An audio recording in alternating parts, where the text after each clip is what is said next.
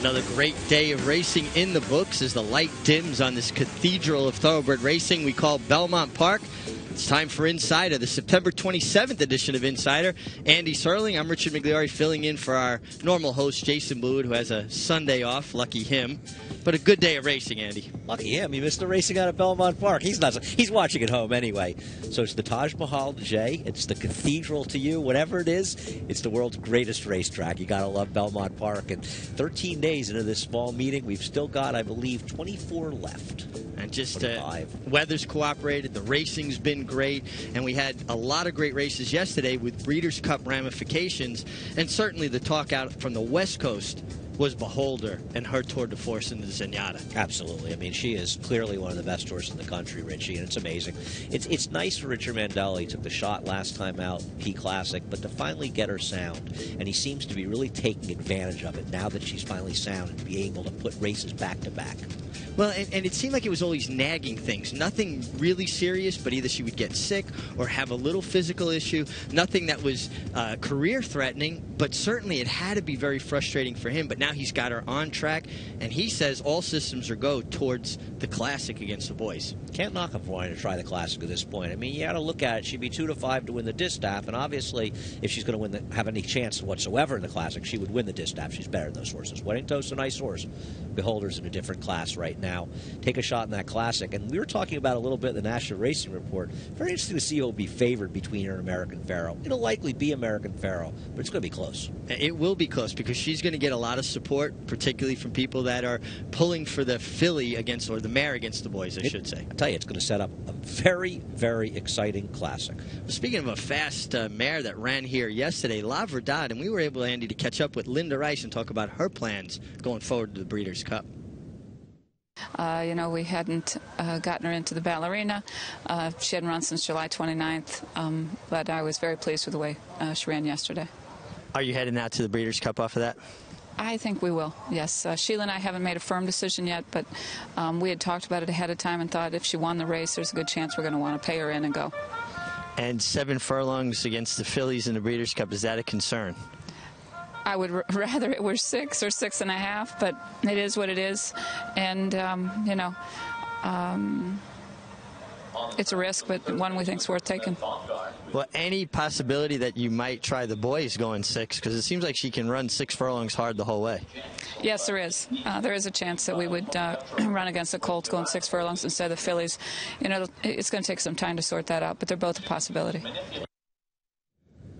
Well, it's an interesting possibility, and we talk about Beholder taking on the boys in the Classic. What do you think about that? Listen, the girls have done well against the boys in sprints for many years. I mean, we've seen some great race mares going way back, the Tawees, the What Summers, the Honorable Misses of the world, but even in the Breeders' Cup, when you talk about Safely Kept, and other horses that have been successful, and I think for Linda, she's can pre-enter in both, and you take a look and you see what kind of speed there's going to be in the sprint. You look at the Vosburg yesterday, there wasn't a heck of a lot of speed there. I'm not as familiar with some of the other horses in private zones going for the mile. If there's not going to be a ton of the speed at 6 furlongs in the dirt, I'd go to the 6 furlong race. And she gets a bit of a break in the weights as well, being a mare against boys. It'll be interesting to see how that shakes out. It will. It's a nice choice to be in a position to make, and you got to love La Verdad. 15 for 21 with 2 seconds. She's all racehorse. Gem of consistency. Well, we had a pretty interesting New York-bred 2-year-old colt race today that, to me, looked like it should have been a graded stake. But let's check out race 3, the Birchman Bongard. They're off in the Bertram F. Bongard, and sudden surprise goes straight out to a 2-length early lead. Champion of the Nile settles into stride in second. Get Jets is third to the inside, followed by Manipulated, and Steve's Image trails as the field heads up the backstretch. Sudden surprise, quick from the start, on top by 1.5 lengths. Champion of the Nile getting a bit closer now, and Get Jets is third to the inside, and the first quarter goes in 23 4/5 seconds. An easy opening fraction here for Sudden Surprise in John Velasquez, and they're in front of Champion of the Nile by 1.5 lengths. Now Steve's Image takes third outside of Get Jets, who's down at the rail, and Get Jets get ridden along here by Arad Ortiz Jr., and then comes Manipulated last of them all. It is Sudden Surprise, about 1 length in front here. from Champion of the Nile, and Steve's image is getting closer on the outside. Get Jets in behind horses. Manipulated's going to take the far outside path as they come toward the top of the stretch, the half in 47-1. Sudden Surprise turns for home in front. Champion of the Nile on the outside. Manipulated tries to close in. Get Jets is down toward the rail, a furlong to run. Sudden Surprise clings to the lead. Champion of the Nile, Get Jets closing the gap on the inside. Manipulated's on the far outside. Sudden Surprise, here comes Get Jets. These two will decide it. Sudden Surprise won it over Get Jets, and then came Champion of the Nile and Manipulated. Well, Andy, Sudden Surprise is 3 for 3, but the only surprise I think out of this race was the slow early fractions. I agree, Rich. There's so much to talk about here. You know, you feel like Champion of the Nile was that concerned with his brother riding Net Jets and keeping him in that are Get Jets that he didn't really think about using the speed as a weapon, and it just took out horse Champion of the Nile, who ran fast the entire way last time out of his game in a slow pace. Benefited the winner. Is a very nice horse, but boy, did Get Jets had a rough trip, Richie. Yeah, he had the worst of it. You could see he was put to a drive to keep up when the race sped up, and he was down inside. You know who he looks a great deal like is Funny Side, another good New York bred, and maybe you were talking off camera that maybe he should try bigger game. I'll tell you something. If he was my horse, I would be very tempted to be thinking about the Breeders' Cup Juvenile. We have not seen any impressive performances out of the boys so far. Now listen, we've still got the Champagne, we've still got the race, the Breeders' Fraternity at Keeneland, so you don't know what's going to happen there, but I'd keep an open mind. This is a very good horse. I think they all ran well in here, even Manipulated, because the slow pace hurt him as well. Well, I think all of the New York breds are very good as a group. I think agree. this is a really solid group of 2-year-olds. And Mike Rapoli not only owned Sudden Surprise, he's the breeder as well.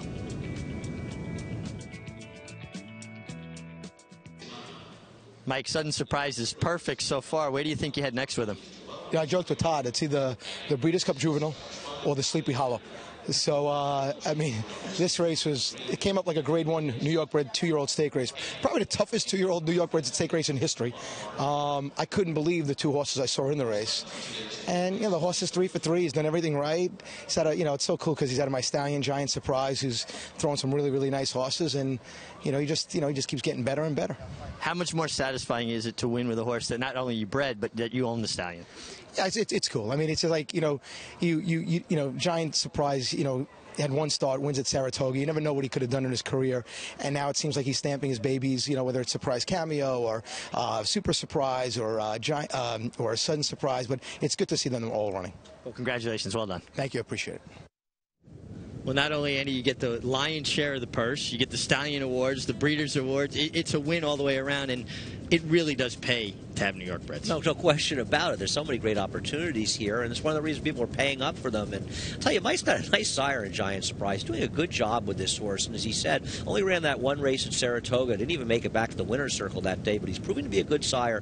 This is a good opportunistic horse. Whether or not he proves to be better ultimately than the others, he's got the stake wins, and Mike's absolutely right. This was a grade 1 New York bred stake race. A real solid group. And you know what? I thought it was a pretty solid group in the opener, the Joseph Jimma, where the Phillies had their turn. No, we saw a nice performance by the winner. Professional horse for Leah Armadi, who's having a very good week here at Belmont Park, Richie.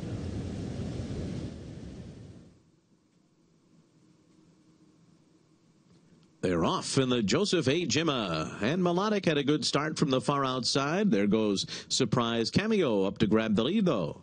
And Super Surprise takes up the chase and is into second. Frosty Margarita takes third. Melodic is back running in fourth now and taken in hand 2 lengths off the lead. Ben's Girl is last of the 5. Up the backstretch, Surprise Cameo, Super Surprise, and Frosty Margarita. And these 3 together through a 23 flat opening quarter mile. Behind them is Melodic and Ben's Girl on the inside, 4 lengths off the lead. Surprise Cameo by a head on the far turn from Super Surprise and a 3-wide Frosty Margarita, and now nothing separates these 3 on the lead. A length and a half to Melodic in fourth, and Ben's Girl continues to track at the back of the field after a 46 2/2 mile around the far turn. Frosty Margarita 3 wide. On the rail, Surprise Cameo. Super Surprise between those 2, and Melodic looks to join them 4 wide, and they're at the top of the stretch here. And it is Frosty Margarita, Melodic on the far outside. Surprise Cameo and Super Surprise is given way to fourth. And they come into the final furlong, and Melodic has taken the lead. Melodic and Kendra Carmouche They are pulling away from Frosty Margarita, Surprise Cameo, and Super Surprise. Melodic wins the Joseph A. Gemma over Frosty Margarita. And there was Surprise Cameo, and Super Surprise was... I like the race Melodic Ranch. She shows a lot of professionalism. She set off the pace, tipped out under Kendrick Carmouche, and like you said, Leah Giamardi's really on a good run. She's on a very good run, and this is something you and I talk about quite often, Richie. Right at the start, she broke sharply. She broke about a half length to a length in front of everybody else, and it's such a good sign when that happens, and it made it easy for Kendrick Carmouche to get her to settle behind horses. Perfect trip, but much the best. It seems like horses tip their hand when they break running. They're saying, hey, I'm good, I'm into this, and it's nice to see Jeff Treadway Racing being rewarded. We always talk about people supporting the game. Well, he's into it and he supports the game very well. I agree, and it's always a good sign when Leah Giamardi's horses run well the first time, and this one ran better the second time. It's time for our first time out here on Insider, and we'll be back with more great racing action.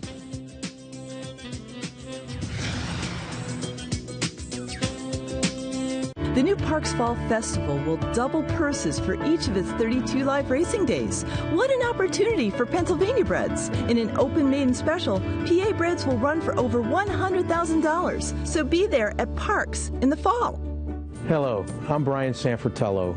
Last year, we paid $33 million to PA breds in the form of breeder awards, owner bonuses, and restricted race purses. Our Equine Coalition Group is united in the pursuit of making sure that we receive every dollar we deserve.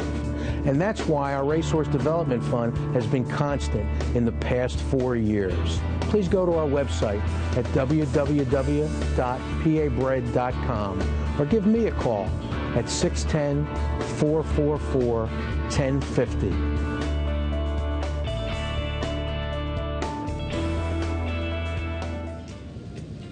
The National Racing Report this week, just Andy Serling and myself. 6 o'clock on Monday, Andy, 7 o'clock on Tuesday. I know you watch it, even though you lived it for sure. How can you not watch the National Racing Report? What is better than the National Racing Report? You and me talking about the races? I mean, come on. There's got to be millions of people watching that show, both online and on MSG Plus every week. Oh, if you say so, that's okay. But I'm dead certain of it. But we'll have a lot to talk about next Sunday as well. Sunday morning is Super Saturday, October 3rd, and what a great day. Not just great thoroughbred racing, grade 1 action, but food trucks, family fun activities, the North Shore Terrace, a special North Shore Terrace ticket, and you can check that out on naira.com. And I'm in for the food trucks, Andy. I like the food trucks. I like the food trucks. I like the races. I like the whole thing. It's another Saturday at Belmont Park. Like we said, 5 weeks left, 25 days. Get out to Belmont Park, and no better day than next Saturday. I'm with you, and we'll be here together. Let's switch up gears. Let's head to the turf.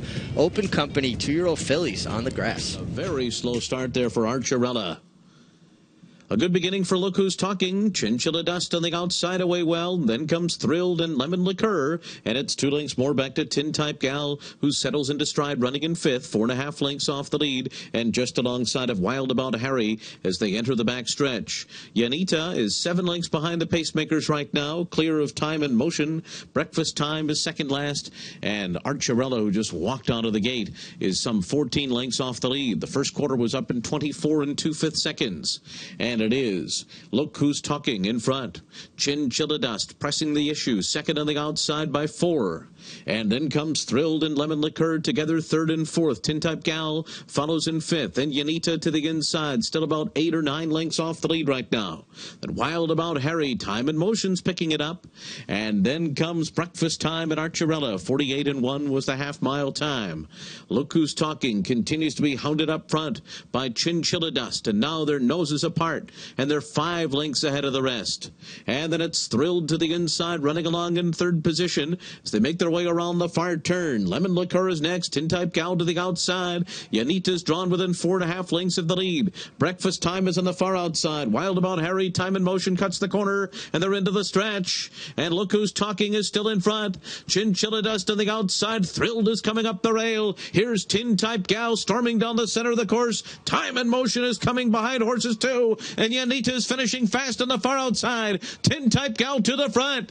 Tin Type Gal, Thrilled fights on. These two down to the line. Tin Type Gal beat Thrilled by a nose. Then Time and Motion and Yanita.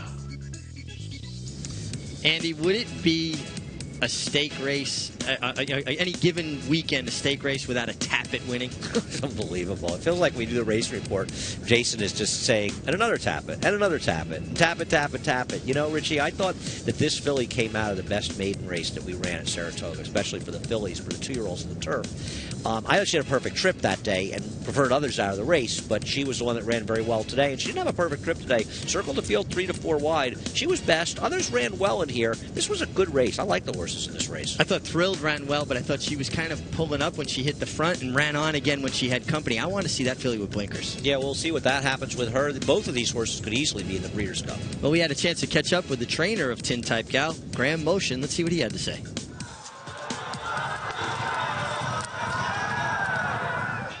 Tin Type Gal's 2 for 2 on the grass right now, and the way she finished today, are you going to think about the Breeders' Cup for her? Yeah, I mean, you got to. That's why we're here. You know, we're all pointing for those races. So I was thrilled with the way she ran. She's a nice filly. The first time it rained off the grass, she took a shot on the dirt. Was it always the thought that she'd be better on turf? I always thought she went a little better on the synthetic, which makes you think turf. But to be honest, I think she'll handle the dirt. But I think she could be a superior grass horse off this. Congratulations. Thank you, Richard. And she really had that look of like a European-type filly, kind of a little bit longer, leaner. And if it comes up soft, that usually benefits horses like that. And you never know what we're going to catch at Keeneland for the Breeders' Cup. Absolutely. That Keeneland course, though, as you know, it takes the rain very well. So whatever happens, it'll hold up pretty well. It's going to be very satisfying for Len Riggio and his My Meadowview farm because he's brought a lot of brood mares, and he have mixed success. It's a tough thing to do. But he bought Miss Shop. He paid plenty of money for her, bred this horse, and she has turned out to be a real runner. Miss Shop comes from that very good family, Trap Shots family, of course, but Miss Shop, a good horse herself. I think she won the personal ensign, but she could win the turf as well, and this is a real runner. A real runner, and I'm with you. Len Riggio does a great job, and he's another person who's just put so much into the game. You like to see those people rewarded. No question about it, and Len is a huge supporter of our game. He's a lover of horse racing, and you like to see those people do well. Well, let's head back to the dirt. A hard-hitting group of older horses going a mile and a 16th. Larry Colmus with your call.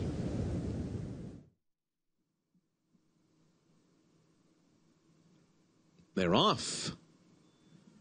Don Dolce had a good start. On the inside, Anchor Down is sent along now. And on the far outside, it's Touch of Star Quality. Prospero goes up in between horses. North Slope is next, and then Catholic Cowboy.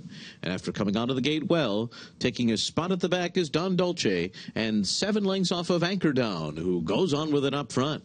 Anchor Down opens up to lead after a 22-4 first quarter and leads it by 2 over Prospero.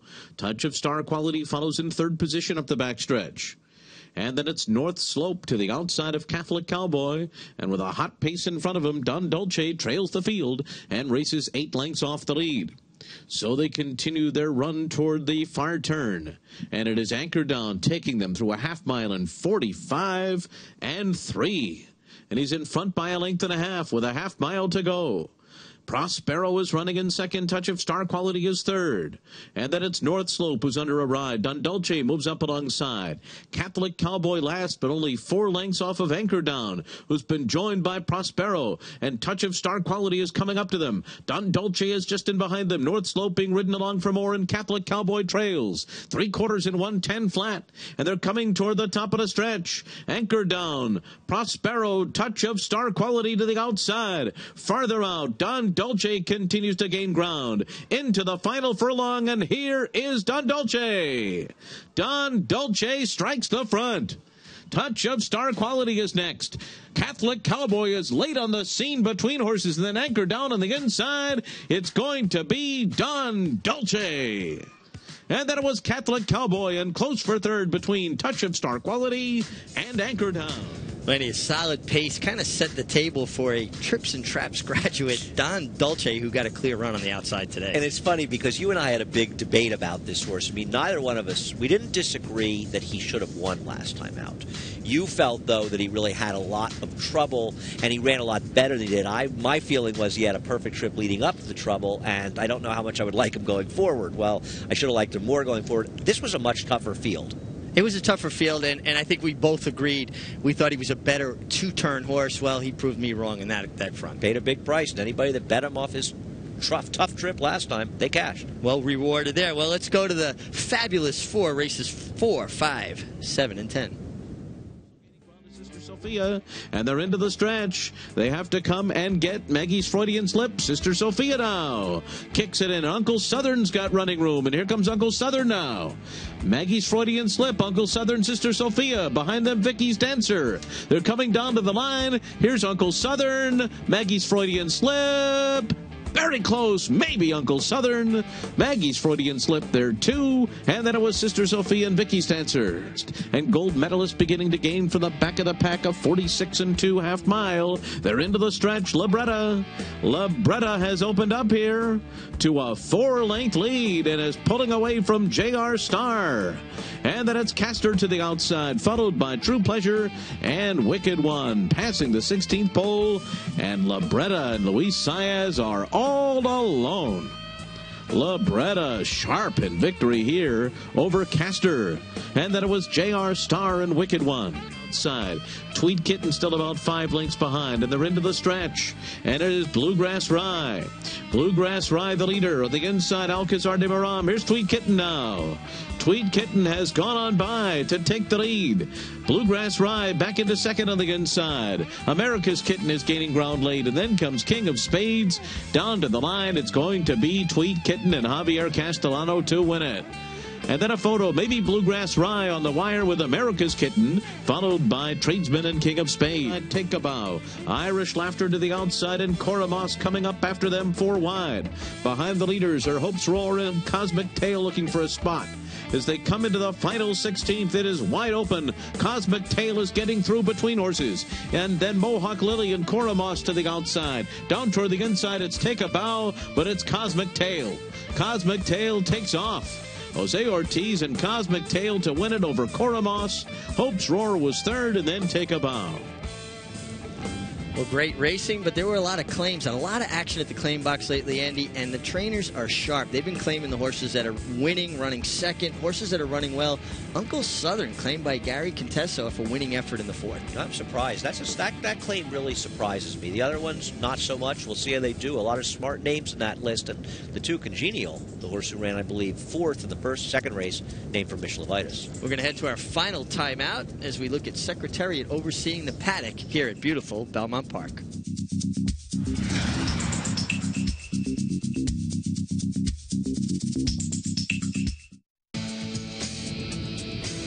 Well, Andy, it's time to look back at the week that was here at Belmont Park with the top performers of the week, and we're going to start off with Wedding Toast. Good to see her back off her summer vacation in the Beldame. I agree, and I know nobody is rooting more than Kieran McLaughlin for the Holder to go to the Breeders' Cup Classic, because if she skips the distaff, this is the favorite, and rightfully so. She's going to be a prohibitive favorite if the Holder doesn't run. Godolphin's got a heck of a lot of good runners, Richie. A lot of good runners, and a great job by Kieran McLaughlin and his team to have this filly ready to fire up the bench. Big Blue Kitten, the Turf Classic, one of the few big turf races that Chad Brown hadn't won yet. It's unbelievable. I was shocked that he hadn't won, and I just assume he wins all these races. So what did he do? He went out and ran first and second with a little assist to a tough trip to Twilight Eclipse. But let's take nothing away from Big Blue Kitten, who always shows up and runs well, and Joe Bravo, who knows just how to ride him. And a new track record, too. Rockfall in the Vosburg, very gritty. Richie, I know you talked about it a lot. Boy, was he game and determined in this race. He's got a lot of fight in him. A lot of fight in him, and it was interesting what Todd Pletcher said after the race. He didn't tighten him up all the way for this race, wanting to leave something for the Breeders' Cup, so maybe there's a forward movement there. Well, it'll be interesting to see what he does in the Breeders' Cup. It'll be interesting because he can rate, and there should be more speed in the Breeders' Cup. There's very little in this Vosburg. Yeah, and he worked out a perfect trip, no doubt. But getting back to Big Blue Kitten, his rider, Joe Bravo, well, I think off of that performance, he gets top or hot jockey of the week. No, I agree. You know, we talk about it a lot, and he gets a lot of credit from us the way he rides his horse, but Chad Brownson said it to me too. He said he fits him like a glove, and he said that nobody rides this horse nearly as well as Joe has. I think it's a confidence factor. He has so much confidence he's going to be there when he calls on him, and Joe used to concentrate on quantity. Well, now it's a lot more quality, and I venture to say this could be his best year ever. Yeah, no, you can't knock the way he's riding, and to ride this horse, you have the confidence, Richie. You talk about that quite a bit. You have the kind of confidence he has in this horse. You feel like he can do anything. Well, here are the jockey standings. Javier Castellano and Irad Ortiz. They put on quite a show up in Saratoga. Well, they're back at it again here at Belmont. They are. They've been the consistent 1-2 performers. Jose Ortiz is riding very well also. He's having a good meet, and it felt like he closed out Saratoga strong. Yeah, he really built up a lot of momentum towards the end of Saratoga, but a very talent-laden group there. And how about our hot trainer? Well, we talked about Chad Brown and Big Blue Kitten. Well, he also had Slumber, who finished second. What else can you say about Chad? Chad's got the horses, and like Todd Pletcher, he delivers. I mean, and there's a lot of pressure in those situations, but Chad runs his horses, and it seems very rare that he underperforms. Now, Chad Brown, Todd Pletcher, Chad leading the way in the trainer standings, looking for, I believe, his third consecutive fall Belmont meeting. So he comes out of Saratoga very strongly after running a lot of horses there. Tommy Albertrani's horse is running very well, too. Nice to see him in third. Yeah, it's good to see Tommy breaking out as well. And we didn't have time to tape a Handicapper Insider, but we got you on set. Who do you like on Wednesday? I think there's some interesting races coming up on Wednesday, and I have an idea in our third race. The horse to beat is a Todd Pletcher horse, Tango Time, coming off a nice win at Saratoga. But I like Fashion Fund, cutting back in distance. She's going to a mile. She's been running in longer distance races. I think she might be more suited to going a shorter distance, and I think Fashion Fun has a chance to upset Tango Time at a reasonable price in the third race. Well, I'm going to listen to what Andy says, and also don't forget Breeders' Cup dining packages here at Belmont. You can't make it down to Lexington, Kentucky? Well, come on out and have some lunch and watch some great thoroughbred racing here as well as the Breeders' Cup. Can't wait to be here for that Breeders' Cup weekend at Belmont Park. It's going to be late in the meet, rarely here this late. Actually, we'll be closing day November 1st, but looking for those Breeders' Cup. That always brightens things up. Might get a little chilly up here on the set. Well, the buzzer has sounded as we look at Len Riggio getting the trophy for the Miss Grilla as well as Graham Motion. And hey, who's that guy delivering the trophy there? Well, that's me. And for Andy Serling, have a good night.